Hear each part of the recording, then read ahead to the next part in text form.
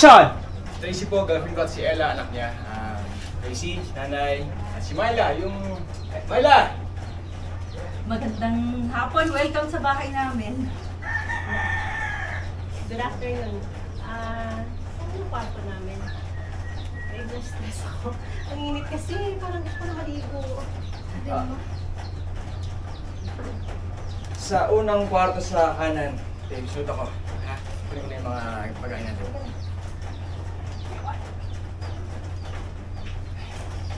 Ako si Charmaine Buencamino, nagaganap bilang papel na Mildred. At ako naman si Sunshine Garcia Castro, nagaganap bilang Tracy. Nagpapalibre, parate.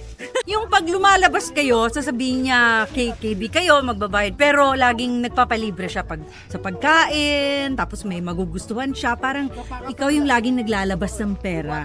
At bihira siyang, next time na lang ako, sasabihin niya, next time ako.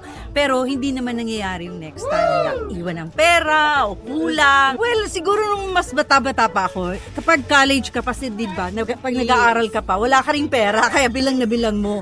So alam mo na pag merong laging nagpapalibre, medyo iniiwasan mo na sila kasi parang parang niisahan ka. Scratch na tayo. Hindi. Sa akin tama yung sinabi ni Tita na laging ikaw yung gumagastos. Never siyang maglalabas kahit ultimong panggas niya, Pamasahe. niya, ikaw magbibigay, or lagi kang nauutangan. Tapos wala nang balikan yung pera.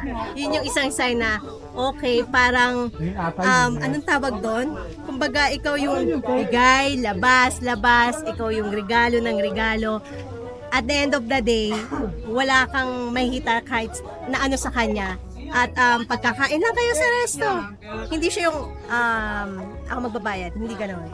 Automatic ikaw na. Kasi alam mong Hindi siya maglalabas. wow. Kung minsan, it's the other way around. Parang halimbawa, actually yung opposite pwede rin ganon. Yung lagi lang nagpapabili. Tapos parang ikaw naman bili ng bili sa kanya.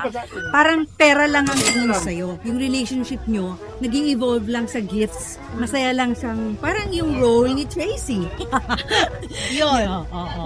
Puro gifts.